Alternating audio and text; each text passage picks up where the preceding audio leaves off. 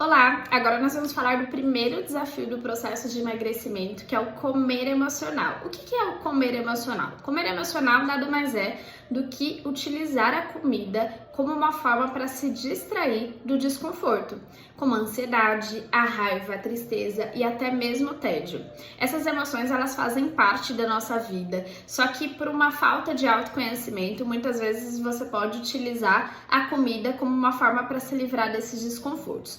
Ao longo da nossa vida, a gente vai sentir essas emoções como a ansiedade, a raiva, até porque elas são emoções muito importantes. Se a gente parar para pensar, a raiva, embora seja uma emoção muito desconfortável de ser sentida, ela é uma emoção em que nos sinaliza que os nossos direitos estão sendo violados, que as coisas não estão saindo como nós gostaríamos. Então, se não sentíssemos raiva, muito provavelmente a gente não ia expressar os nossos limites, defender os nossos direitos. Então, ela é uma emoção muito importante. Trouxe esse exemplo aqui porque dentro do processo de emagrecimento a gente vai lidar com muitos desconfortos, até porque a gente está falando de uma mudança de hábitos, a gente está falando de uma mudança de estilo de vida.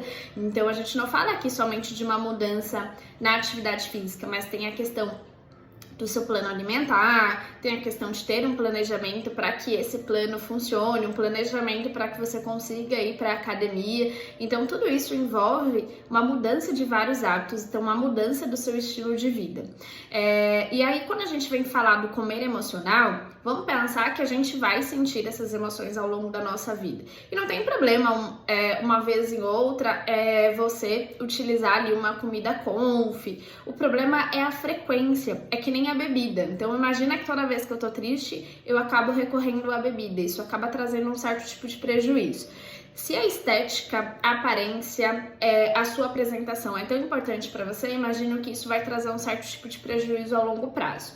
Então, eu vou trazer aqui algumas dicas práticas de como que você pode fazer para driblar esse comer emocional. O primeiro item aqui, a gente precisa identificar quais são as situações em que você fica mais ativado emocionalmente. Então, que momentos que você sente que você tá mais ansiosa, se é pela ansiedade ali que você acaba comendo, ou se é quando você tá triste. Então, nesse primeiro momento, eu sugiro você começar a mapear essas situações em que você fica com mais vontade ali de comer. Eu sugiro que você tenha um diário ou um bloco de notas do seu celular, aquele grupo do WhatsApp que tem só você mesmo.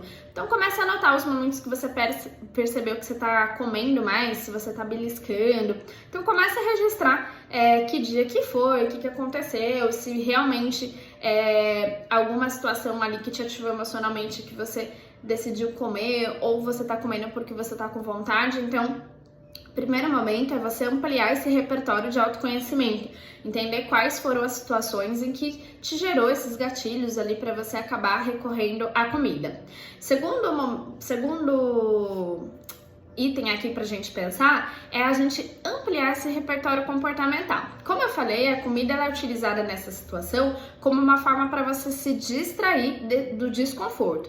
Então, por que a gente não amplia esse repertório e busque outras atividades que trazem o conforto para você? Então, você pega uma lista, pega um papel, uma caneta, comece a buscar coisas que você entende que são prazerosas, como sair com os amigos, conversar com uma amiga, fazer uma caminhada, sair para passear com o cachorro, fazer as unhas, ler algo que você gosta, escutar algo que você gosta, música, podcast. Então, faça uma lista dessas atividades. É importante que essa lista ela esteja num lugar visível para você e de fácil acesso, porque quando você estiver ativado emocionalmente, se você já tem um hábito de recorrer à comida, a gente vai precisar que isso seja feito de uma forma bem gradual, porque dificilmente você vai lembrar que existem outras atividades. Então deixa essa lista aí de uma forma bem na sua mesa, algo que no lugar visível, nos cômodos que você vai passar ali na sua casa ou na sua mesa do trabalho. Então deixa isso bem visível, porque nesse primeiro momento você vai precisar de mais esforço para poder fazer essa mudança de hábito. E nesse primeiro momento você vai se cobrar, então a gente vai precisar fazer isso com uma certa frequência. Vamos pensar que na academia a gente constrói músculo, a gente fazendo com uma certa frequência. Aqui também. Então pra gente mudar um hábito, pra gente mudar a nossa mentalidade, a gente também precisa fazer uma ação de forma consolidada para que a nossa mente vá entendendo ali que existem outras formas de lidar com aquela sensação, com aquele desconforto, tá? Então, o segundo item aqui é a gente construir uma lista de atividades ali que são prazerosas. É bem importante que nesses momentos em que você se sente ativado emocionalmente, que você busque uma atividade em que te mantém ativa. Por quê? Se a gente escolhe uma atividade assim, eu estou muito triste, ansiosa, então eu vou assistir um filme. Qual que é a probabilidade de você não pegar um lanche, algo mais conf, mais rico em farinha, açúcar, farinha branca, como um carboidrato ou um doce, para poder esse momento se tornar mais confortável? Então, eu sugiro que você faça uma atividade que seja ativa, como tomar um banho, fazer a caminhada. Isso são atividades em que vão te manter mais ativo e não vai fazer com que você precise comer. Depois que você sair dessas atividades, aí você pode voltar àquela primeira atividade. Que momento que você percebeu que você ficou mais ativada? Qual foi a situação? O que aconteceu? Isso também vai ampliar ali seu repertório de autoconhecimento, além do repertório comportamental, mas de autoconhecimento, até para você entender como que você reage às situações do dia a dia, os desafios e as dificuldades também.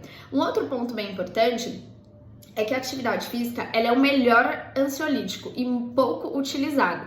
E a comida é o pior ansiolítico e muito utilizado. Então, o que a gente precisa fazer aqui? A gente precisa fazer a alteração disso. Então, só que isso, como eu falei, isso vai acontecer de uma forma muito gradual. Então, algumas atividades ali, um plano prático ali, como eu falei para vocês. Então, primeiro, passe a identificar quais situações em que você passa a comer ali com mais frequência, que te gera ali essas emoções desconfortáveis e que você acaba indo buscar a comida. Faça um registra ali diariamente, pega uma semana, fala durante 1 a 2 semanas, vou registrar esses momentos até para você perceber em que momento que isso ocorre.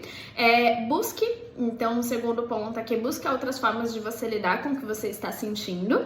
E o terceiro item é encontrar outras fontes de prazer. Então, esses são algumas atividades práticas. Se você tiver muita dificuldade durante esse período, eu sugiro que você busque ali um processo de psicoterapeuta, um psicólogo, para te ajudar durante esse período, porque pode ser muito difícil nesse primeiro momento. E tudo bem, até porque nós não aprendemos a lidar com as nossas emoções por meio da escola, dos nossos pais, então isso é muito comum que a gente tenha essa dificuldade. Espero que eu tenha te ajudado e até o próximo vídeo.